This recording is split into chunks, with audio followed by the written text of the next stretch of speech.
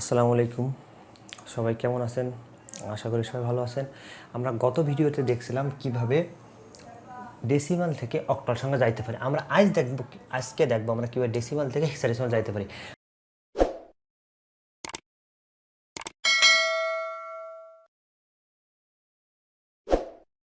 আমরা স্বাভাবিকভাবে কি জানি? আমরা জানি ডেসিমাল সংখ্যার বেস হচ্ছে 10, হেক্সাডেসিমালের বেস হচ্ছে 16। এখন আমি বলছিলাম ডেসিমাল সংখ্যার থেকে যদি হেক্সাডেসিমালে যাই তাহলে অবশ্যই কি করব, যে সংখ্যায় যাব, যদি হেক্সাডেসিমাল বা ডেসিমাল থেকে যে সংখ্যায় যাব সেই সংখ্যার বেস দ্বারা ভাগ করব সংখ্যাটিকে, এবং ভাগফল বের করব, ভাগশেষ বের করব। ভাগফলটাকে আবার কি করব, আবার এই বেস দ্বারা ভাগ করব, ভাগ করে আমরা এইভাবে করব। আমি তাহলে প্রথম যে পূর্ণ সংখ্যাটা লিখছি এটার ক্ষেত্রে আমি করি। এখানে কি আছে? 2479 ভাগ কত? 16। এখন আমি এখানে লিখলাম ভাগফল, এটা লিখলাম ভাগ শেষ। এখন ভাগফল কত? এইটার যদি আমরা ভাগ করি, ভাগফল কত? আমি 16কে ভাগ করি 79, এটাকে ভাগ করি একবার আসে, তাহলে এখানে এটা যদি করি কত আসে? 8 যায় না, 7, তাহলে এখানে যদি 5 দিয়ে দিই তাহলে কত আসবে? 80, এখানে কি থাকবে? 7। এখন যায় না, তাহলে 9, এটাকে যদি দিই 4, তাহলে এখানে কত আসবে? 424, 4 4 6, এটা, তাহলে এখানে আসবে 5 1। তার মানে ভাগফল পাবো এইটা, ভাগফল তাহলে 154, ভাগশেষ পাবো 15 লিখলাম। এখন স্বাভাবিকভাবে আমি কী বলছিলাম, এই ভাগফলটাকে আবার এর বেস এই হেক্সাডেসিমাল বেস দ্বারা ভাগ করবো। তাহলে এখানে 154 ভাগ কত? 16, এটার বেস দ্বারা ভাগ করব। তাহলে এটাকে আমরা ভাগ করি। এখানে আছেন 16 ভাগ 154, এখানে যদি আমি 9 দিয়ে দিই, 6 নং 54, 4 হাতে হচ্ছে 5, 9 5 14, তাহলে এখানে আসবে 0 1। তাহলে এখানে ভাগফল 9 ভাগশেষ 10, এখানে ভাগফল 9 ভাগশেষ 10। এখন স্বাভাবিকভাবে কি আছে, এই ভাগফলটাকে আবার কি দিয়ে এই ভাগফলটাকে আবার এই হেক্সাডেসিমাল বেস দ্বারা ভাগ করবো। তাহলে এটা ভাগ কত? 16। তাহলে যেহেতু এইটা বড় সংখ্যা, এটা ছোটো সংখ্যা, তাহলে ভাগফল হবে 0, আর এই 9টা এখানে বসে যাবে। এখন কি করব, আমরা এই যে ভাগশেষটা বের করছি, এটা নিচ থেকে উপর দিকে যাব। এখন নিচ থেকে এইটাকে বলে এমএসবি, এটাকে বলে এলএসবি।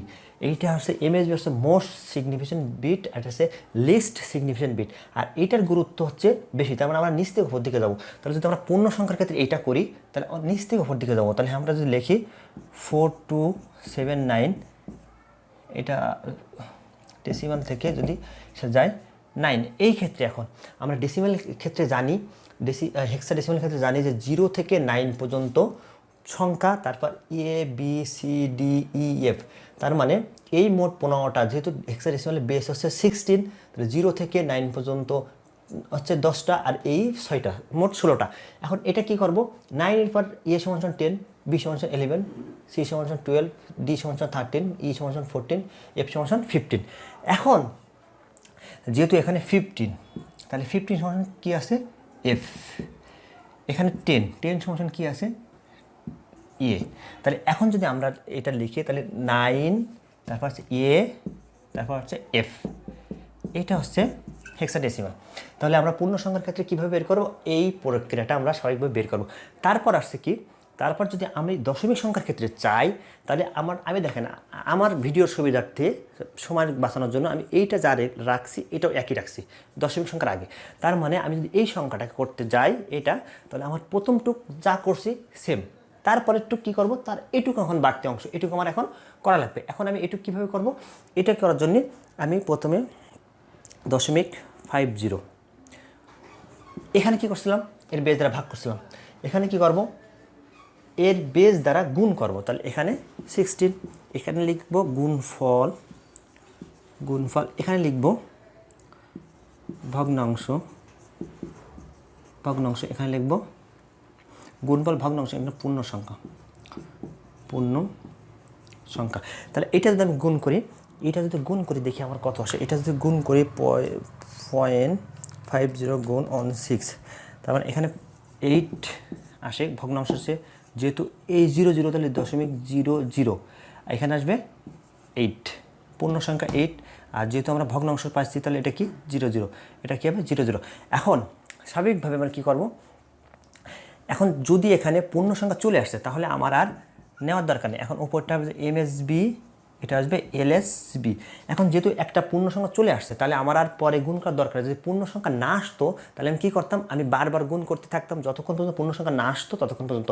আর যদি আমরা 2 বার 3 বার গুণ করা দেখি পূর্ণ সংখ্যা আসে না, কন্টিনিউসলি মান আসতে থাকে, তা আমরা ওই 3টা বা 4টা করার পর ডট ডট দিয়ে আমরা শেষ করবো। যেহেতু আমার আসছে সেহেতু আর করার দরকার নেই। এখন তাহলে যদি আমি এইটাকে টোটাল সম্পূর্ণটা অ্যান্সার কীভাবে লিখবো, প্রথম এই যেটুকু বের করছি এটুকু লিখবো, লেখার পরে এইটা অ্যাড করে দেবো। তার মানে যদি 0.50 এটার অ্যান্সার হয় তাহলে হবে 8 এটা, তাহলে এইটা আর এইটা অ্যাড করে হবে 247.9 এটা, এটার থেকে যদি লিখি 9A5F, 9AF এখন আসবে 0.816।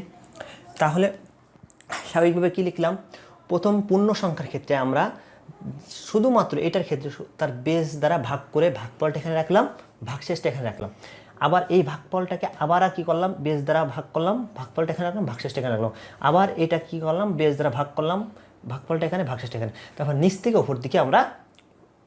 ওপর দিকে আমরা মানটা বের করলাম। এখন এখানে 15 আছে, আমি তো বলছি এটা কীভাবে আসলো, এফ এর মান 15 এই জন্য 15, এ মান 10 এই জন্য 10, এইভাবে লিখলাম। এই ক্ষেত্রে লেখার পরে আমরা দ্বিতীয় নাম্বার কী করলাম, এই যে পূর্ণ দশমিক সংখ্যার ক্ষেত্রে এটাকে জাস্ট বিপরীত উল্টাটা, এইটুক সেম, এটা যা আছে এটা সেম থাকবে, আর এইটুক আসবে গুণ করবো বেস দ্বারা, আগে ভাগ করছে গুণ করবো, এখন গুণ করবো, এটা গুণ করলাম, গুণফল এটা, ভগ্নাংশ এটা, পূর্ণ সংখ্যা।